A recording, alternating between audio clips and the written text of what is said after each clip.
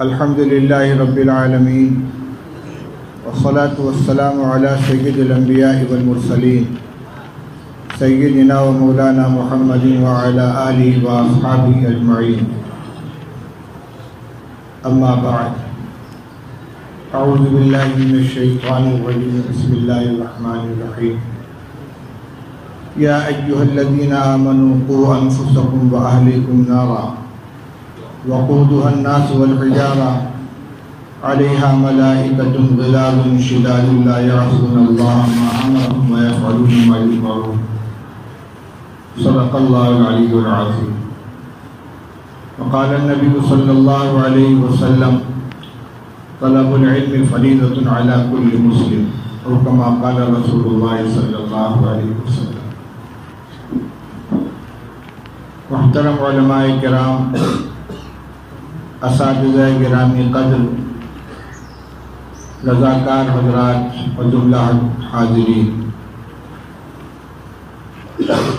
یہاں حاضر ہو کر ہمارے حافظ ندیم صاحب اور علاقے کے اور صوبے کے جو ذمہ دار حضرات ہیں، ان حضرات کی مسلسل مساعی کے نتیجے میں اتنے منتخب حضرات کا اکٹھا ہو جانا بڑی تقویت کا باعث محسوس ہوتا ہے۔ آپ کو معلوم ہے کہ یہ اجتماع عام جلسوں سے الگ ہے، یہاں مخصوص تقریریں نہیں ہیں، بلکہ آل انڈیا دینی تعلیمی بورڈ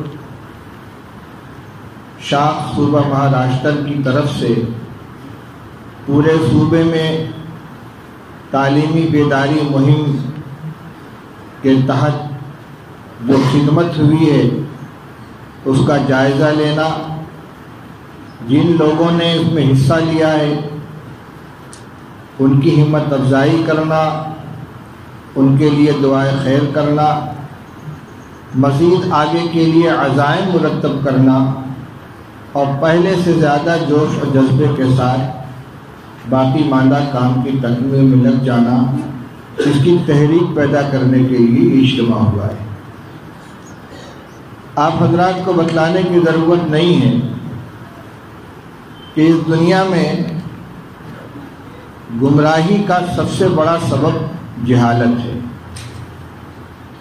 حضرت نبی اکرم صلی اللہ تعالی علیہ وسلم کی بعثت سے پہلے آپ جانتے ہیں کہ دنیا کا سب سے بدترین علاقہ عرب کا خطہ تھا، اور کوئی ایسی برائی نہیں تھی جو وہاں نہ پائی جاتی ہو، جس کا مختصر نقشہ مسدس حالی میں مولانا حالی نے کھینچا ہے۔ وہ شراب نوشی کا بھی دور تھا، جوا کا بھی دور تھا، قتل و غارت گری کا بھی دور تھا، لیکن اس کا ایک نام رکھا گیا زمانے جاہلیت، اس لیے کہ جاہلیت ہی تمام برائیوں کی جڑ تھی، اور اسلام آیا اپنے ساتھ ہدایت کی روشنی لے کر آیا، علم کی روشنی لے کر آیا، اور سب سے پہلی وحی جو نازل ہوئی، اقرا، پڑھو، پڑھنے کا حکم دیا گیا۔ اور رسول اللہ صلی اللہ علیہ وسلم نے فرمایا انما بعثت معلما، میں معلم بنا کر بھیجا گیا۔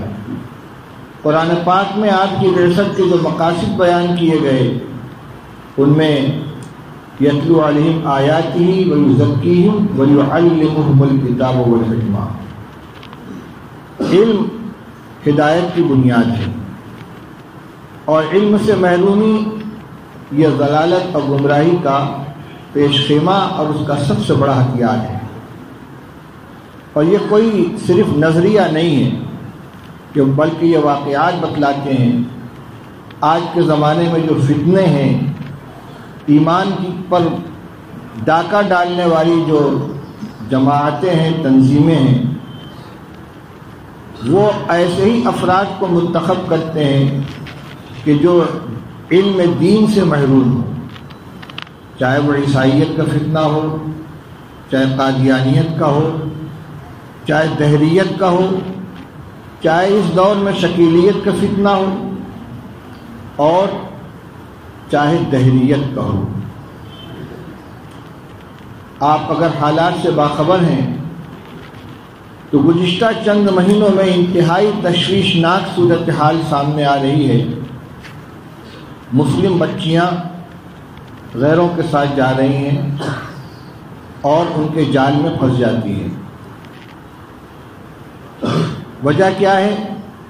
اور جو اسباب ہوں گے وہ اپنی جگہ پر، لیکن بنیاد یہ ہے کہ وہ نہیں جانتی کہ ایمان کیا ہے، عقیدہ کیا ہے، اس کی اہمیت کتنی ہے، اس کی قدر و قیمت کیا ہے، اس لیے بہت آسانی سے اپنی کسی آسائش یا اپنی کسی خواہش کے اوپر ایمان اور دین کو قربان کر دیتی ہے۔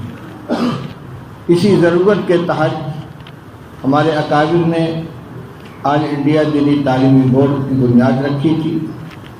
بہت دنوں تک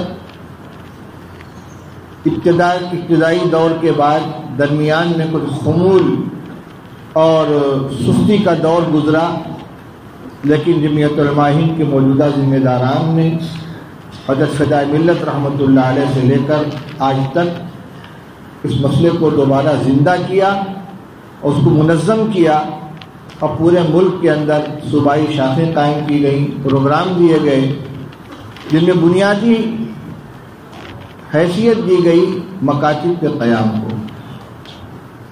اللہ کا شکر ہے آپ کے صوبائی صدر جناب مولانا حافظ ندیم صاحب نے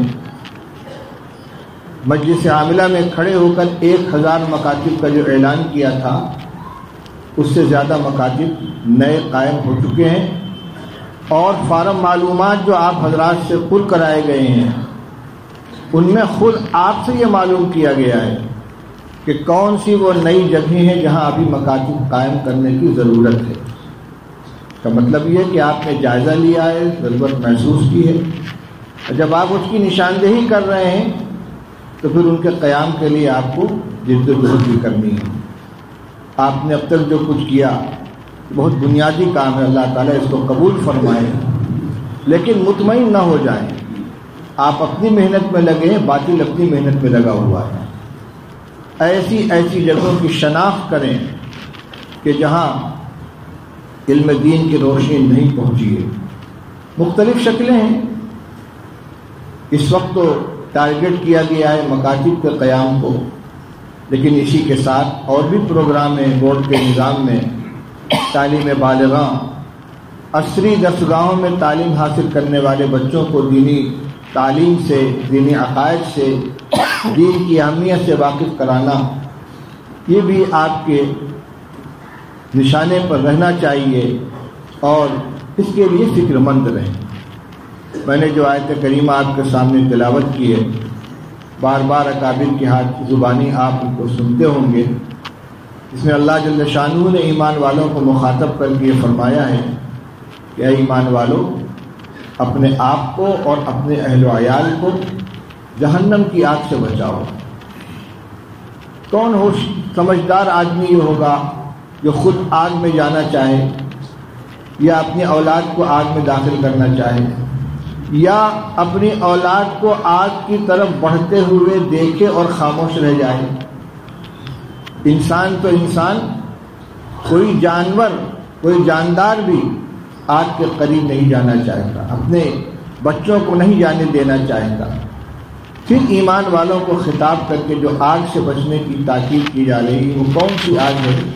اللہ تعالیٰ نے خود آگے تعارف فرمایا، وقودها الناس والحجارہ۔ یہ دنیا کی آگ نہیں، وہ آگ ہے جس کا ایندھن انسان اور پتھر ہوں گے، اور وہاں اپنا کوئی بس نہیں چلے گا۔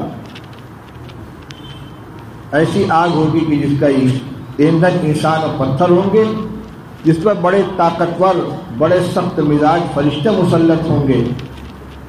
کوئی صورت نہیں ہوگی ان سے بچنے کی۔ ان سے بچنے کا راستہ یہ ہے کہ دنیا میں ایسا انتظام کیا جائے کہ آج اس آگ کا مستحق نہ بننے پائے، اور اس کی صورت یہی ہے کہ ایمان اور عقیدے کی حفاظت کی جائے، زندگی کو دین کے سانچے میں ڈھالا جائے۔ عمل شاخ ہے علم کی۔ جب ہم منکرات اور مناہی کو جانیں گے تو اس سے بچنے کی کوشش کریں گے، اوامر، فرائض، واجبات اور ضروری اعمال اور اخلاق اور معاملات کو جانیں گے تو اس پر عمل کرنے کی کوشش کریں گے۔ لیکن جس کو واقف ہی نہیں کرایا گیا، اگر اس کی طرف سے کوتاہی پائی جاتی ہے تو اس کے ذمہ دار اس کے وہ سرپرست قرار پائیں گے جن کو اس کا مکلف بنایا گیا تھا۔ بچوں سے نہیں کہا گیا کہ تم آگ سے بچو، گھر کے ذمہ دار، سربراہ، سرپرست سے کہا جا رہا ہے کہ یہ تمہاری ذمہ داری ہے۔ سرپرستوں کے ذہن میں بھی یہ بات ڈالنا، ان کو سمجھانا، اور جہاں احساس نہیں ان میں احساس ذمہ داری پیدا کرنا، اس کا انتظام کرنا، یہ آپ حضرات کا کام ہے جنہوں نے ملت کی اس خدمت کا بیڑا اٹھایا ہے۔ اللہ تعالیٰ آپ کے ہمت اور حوصلے میں اور برکت عطا فرمائے، اور جتنا کام ہوا ہے اس کو نقش آخر سمجھ کر مطمئن نہ ہو، بلکہ اور زیادہ ہمت اور حوصلے کے ساتھ، عزم کے ساتھ اٹھیں، بڑھیں اور باقی ماندہ کام کی تکمیل کریں۔ اسی کے ساتھ یہاں ووٹ بیداری مہم بھی چلائی گئی۔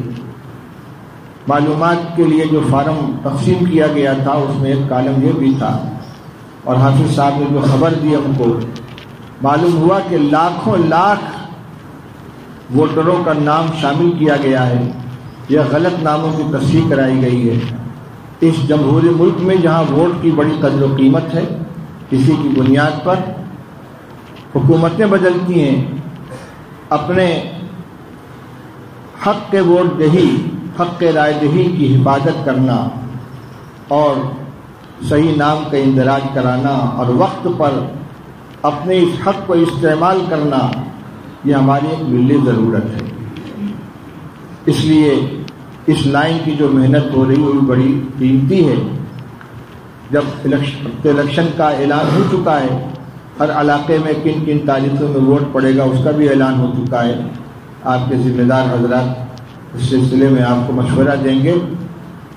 یہ دو کام آپ کے سامنے آئے ہیں، لیکن جمعیت علماء ہند اور اس کے ماتحت چلنے والے جو دوسرے ادارے ہیں ان کا کام بڑا ہمہ گیر ہے۔ وقت پر جو ضرورت پیش آتی ہے اس کو عنوان بنایا جاتا ہے، اس کو موضوع بنایا جاتا ہے۔ جیسے اس وقت ووٹر بیداری مہم اور ووٹر لسٹ کی تصحیح کا کام کیا گیا، اور بھی معاملات سامنے آتے رہتے ہیں۔ میرے عرض کرنے کا مقصد یہ ہے کہ آپ رضاکار ہیں، ورکر ہیں۔ آپ کا کام تو یہ ہے کہ ہم کام کرنے کے لیے تیار ہیں، ہمیں کام دیا جائے، ہم خدمت کرنے کے لیے تیار ہیں، ہمیں استعمال کیا جائے۔ آپ کو اچھا قائد مل جائے یہ آپ کی خوش قسمتی ہے، ورنہ بہت سے لوگ ہوتے ہیں جن میں جذبات ہوتے ہیں، خدمت کرنے کا جذبہ ہوتا ہے، چاہتے ہیں لیکن ان کو صحیح رہنمائی نہیں ملتی، ان کو صحیح قیادت نہیں ملتی، ان کو صحیح رہبر نہیں ملتا۔ اسی طرح ایک اجتماعی کام ہوتا ہے، ایک منصوبے کے تحت، ایک لائن پر، ایک طریقہ کار کے ساتھ، اس کی افادیت کچھ اور ہوتی ہے، اور ہر فرد اپنی رائے سے، اپنے طریقے سے کام کرے، اس کی افادیت محدود ہوتی ہے۔ تو اس اجتماعی نظام کو برقرار رکھیں اور اس سے زیادہ فائدہ اٹھانے کی کوشش کریں، اس کو مستحکم کریں۔ میں بہت زیادہ بولنے کی پوزیشن میں نہیں ہوں، اپنے نام کا اندراج کرانے کے لیے حافظ صاحب کے حکم پر حاضر ہو گیا ہوں، اور دینی تعلیمی بورڈ کے ذمہ دار ہونے کی حیثیت سے، اگرچہ برائے نام ہی ذمہ داری ہے، کام ہمارے حضرت مولانا مفتی محمد سلمان صاحب منصور پوری جی دمنظوم ہی کرتے ہیں، لیکن بہرحال ذمہ داری کا ایک ٹائٹل لگا ہوا ہے، اس لیے بھی مجھے حاضری دینی تھی۔ اللہ تعالیٰ تمام حضرات کے مشترکہ کوشش کو قبول فرمائے، اس کو بارآور فرمائے، اور اس سلسلے کو تادیر قائم و دائم رکھے۔ وآخر دعوانا الحمدللہ رب العالمین۔ دعا فرمانے میں اس مجلس کا اختتام ہو رہا ہے۔ اللہم صلی علی سیدنا مولانا محمد وآلہ وصحبہ وسلم۔ یا حی یا قیوم برحمتک نستغیث اصلح لنا شأننا کلہ ولا تکلنا الی انفسنا طرفۃ عین۔